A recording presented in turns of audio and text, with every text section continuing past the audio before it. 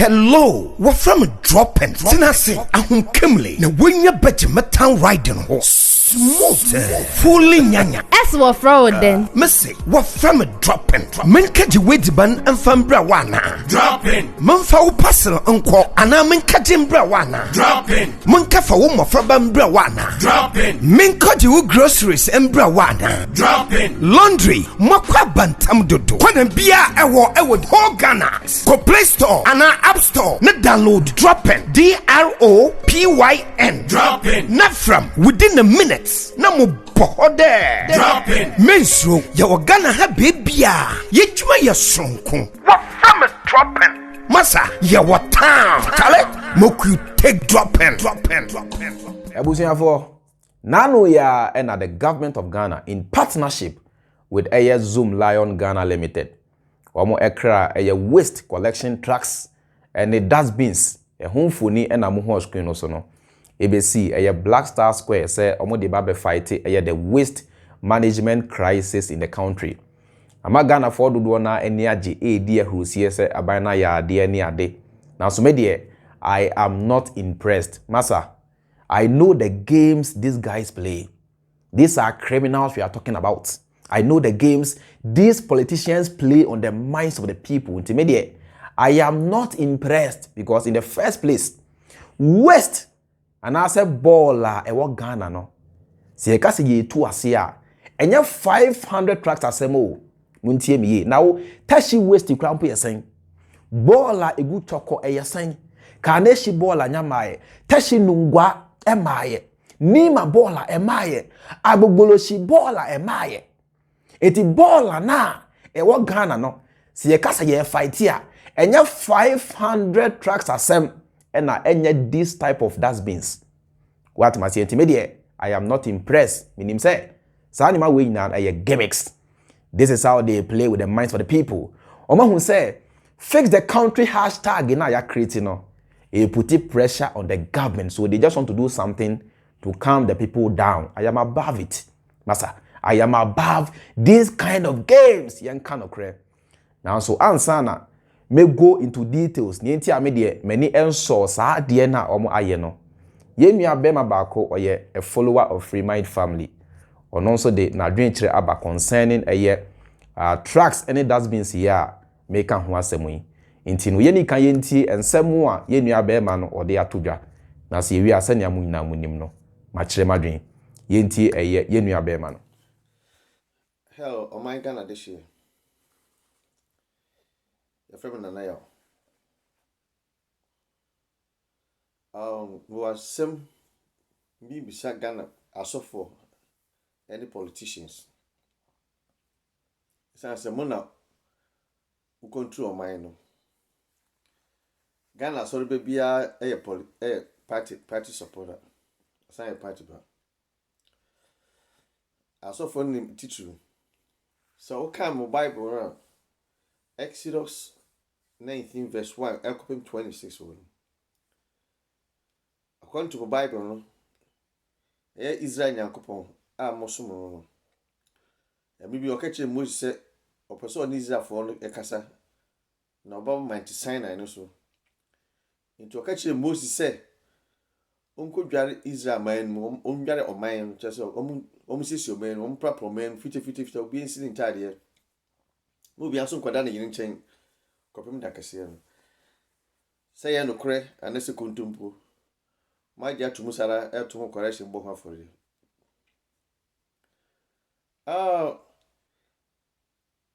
Fi se kisusum ninka musum ba Ghana yende. Sa nya mekro na mu sum no sa mekro na nka mufo susum no. Difference um se mo friend Israel nya me no so friend Mecca Allah. Na difference mo de bom nso ma kro no but mo de mo fem mo kro no. Another difference is mo kwa so na Nyankopon kasa kire mu. Sa Nyankopon don kasa nche nka mufo. Enti se ampa se ne si oba go se Nyankopon se ompe fi na Israel fo prepa ban dia. Na if you adokro Ghana man so many years after Kwame Nkrumah ban no abani di hu na institutions here adwuma no. Na your proper sanitation no. Saa mo Nyankopon antimi am kan kire mo se ompe finti mo kan kire Ghana mpanifo so mo sisi omen after kwabno kuma amampani president mo be nyina mako 10 na do so sing na do so to 10 wantimi anhunya san kan kire mo se mo kan kire Ghana mpanifo se Ghana mamu finti mo sisi omen no yi Ghana fo fira techim any futuru kopim se mo fa asifo nkumen freedom fighters ambugu internet isu Shidi Jonas Abraham Moshe Ohinke David George Freemind Atiako Acid ndi omokeka ho ehu nyanse hu se Ghana penifo buga for kwase enti obede pressure to on so na all makosi sal containers dustbin any trucks abidjan and bada Ghana for no we ka kra omu ye no yabohu yedwa egru ho agbaja we ka kra we boburu agbaja so so metie se no so be na obo apare na me ka che Ghana government say Ghana politicians say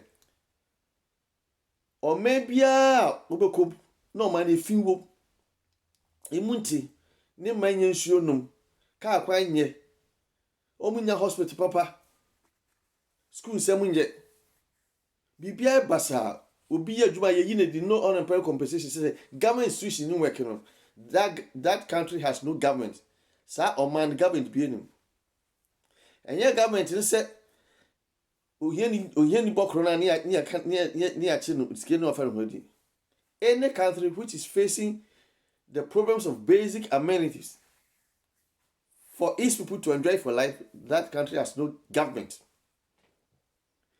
And to send them much Ghana for containers, any cars, and I know what I mean. Computer saying she called me at the pressure trouble so dear. And then I must make catches and we Ghana for flat to him.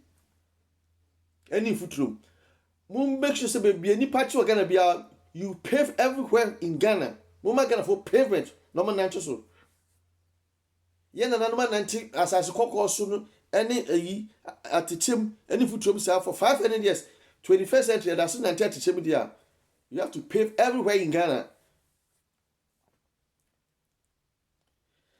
Na sikana mundi se o man fense so men mo ka se mo yom beye. We you come kuma ban na mu ye nita bi si biem da. After 1966 up to now 55 good years, mutu fense in Ghana ni mo ai basa. And kwalanya baby da any penny baby na see the capital smart because the whole population of China crowd us in Ghana and so called China how we kwatama habo ko he fishing habo udru hod mo as ya na so saboche bia nkatama habo ye be close we yi fishing be close to so nya apart from we two any labianca. That as of was so much me carry much your muntia taxes, munya she and they legalize mobile legalized criminals and I'm the bomb man chrono. Move for so Ghana say. And come munya sankacha say, hey, Yankupon a soon on pefi. It munim a gun for 15. Some quanas Yankupon went to me and can't remove. Copim said, a chin us on the pressure took Ghana for so. Omo if Ghana dia when mu na gu ase when mu na gu ase mucho be muntua taxes muntua hwe mo ho fa so say very unpatriotic and amade Bible bokro no ya legalized criminals amade Bible bokro no in the name of Jesus, in the name of God. It Ghana penifo se mo sikwa so meti Ghana dia sikana ona do di sikatra just sakati jensi efesi Ghana na magana fonto kakra mo anu ya mamenka no krenkyere mo ne enti a mani enso saa de na aban no aye no enie yem face reality na yenka no krenkyere Ghana for bola e wo Ghana no se kasa ye fight here we need about 200,000 trucks na me come through bola ya tenase over the years ama Addo Ghana minor the mountains of refuse in Ghana no Se kasa ye fight here, we need about 200,000 trucks. And no cramp on one share. Ye bedru baby no, ye be here backup. Mamenka no crencheremo. Games and a play on the minds of the people. And mind you, Ghana, and Accra and Kwane Ghana, you can't Ghana no sompa. Accra is only the capital. Accra is only a city in Ghana. Ghana is bigger than Accra. In Tieka Ghana, and my Accra and Kwa Borga nso Ghana, Tamale Ghana, Wale Ghana, Central Region Ghana ho, Western Ghana, Ashanti Ghana, Volta Ghana ho. Intino, yen dream big. Na yen act big.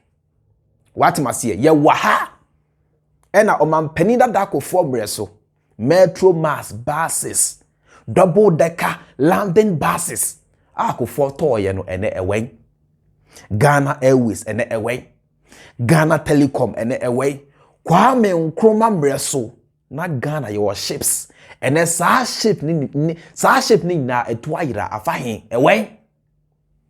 Yen facing reality. Share. Sa dustbins we no mukra eka ho no. These are not the correct dustbins that we need for public use. Because yenim Ghana for suban. And as leaders no abribian e was mutimi esua. Mutimi study the attitude and nature of your people. Se ne be ya. Mo betimi solve problems. Nyasa mo pache. Mo solve it. Sa dustbins we ties na ewase no eye for household use. Muntie me ye. Enye for public places. Ukwa abrochira. Enye this type of dustbins na omudisi public places so. We no eye for residential use. Ghana ye wono. Enkwada krampo nya sa dustbins we ya. Omude be dia grow because of ties na ewase no. Ko form reso. Zoomlion baye gidi sa ena Zoomlion Ghana babe krabehwe ena Zoomlion ena advert ho do a omo yeye anche bia ena Zoomlion etikodaye ya ante omo nka biem ena waste Addo kro Ghana fo a say omo sato another over 500 trucks e dia ma wo mo e be 9-day wonder e be the same thing in the first place. So that means ya meka ho asemi Ghana fo be wia. We know the mindset and the attitude of Ghanaians. Ghana for beria. Enye for public use. Nia eye for public use no. Esumfoni anase ehumfoni ena mo ho screen so no. Dustbins are eye stuck to one place. Dustbins are enye mobile. Dustbins are Ghana phone to me muscle. Dustbins are Ghana phone to me wia. Eno ena e was say ye this is the public spaces. Na say wia government no abomodin donate this type of wheelbarrow dustbins to as many Ghanaians as possible.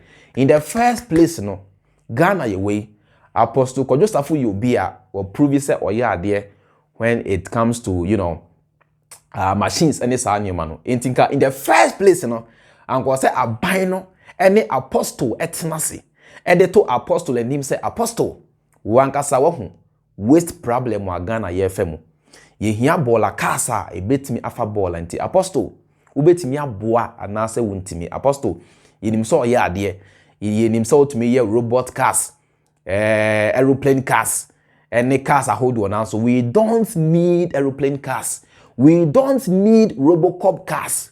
Nia ye hia no smaller cars Ghana youth e betimi ato e de aye taxis anase bola car ye dey be fight the menace in Ghana.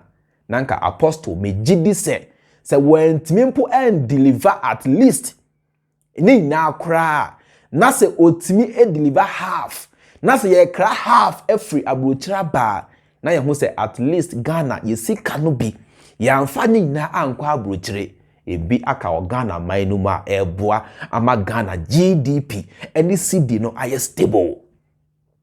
But in this case a Chinese company, say they have an interest in those companies in tea and buy near Dimrika near Accra, every China. Sikana omode cry, The actual prices of the dustbins and the trucks, about half of it. The other half, omodi, a guomwa council.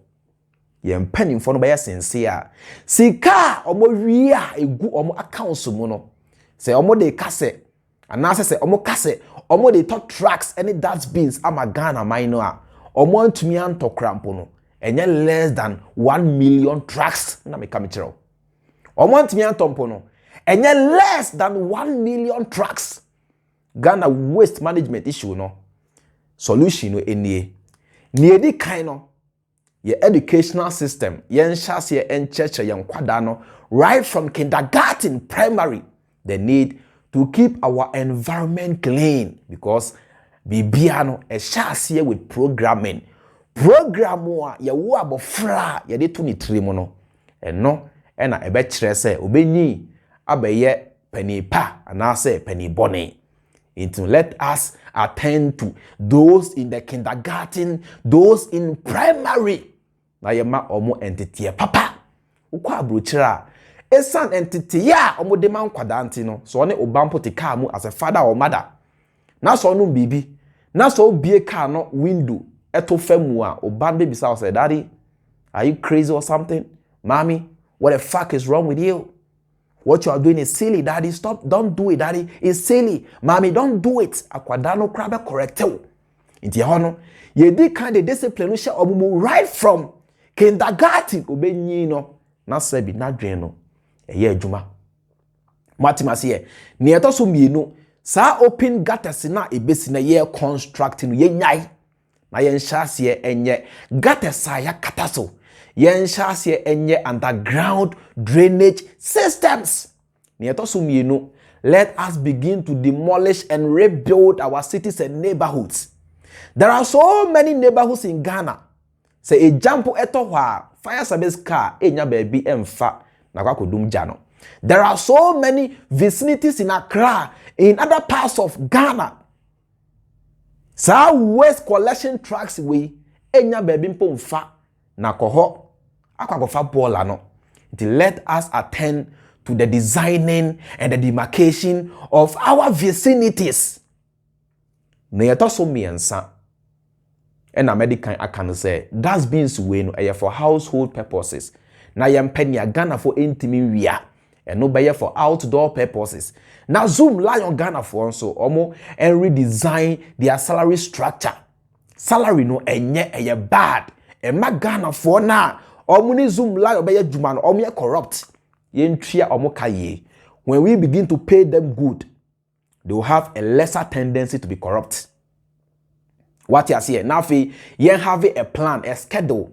Say, ebia Mondays, Wednesdays, and Saturdays, ibia no bola kano ba ufi ebia wo biara abefa bola.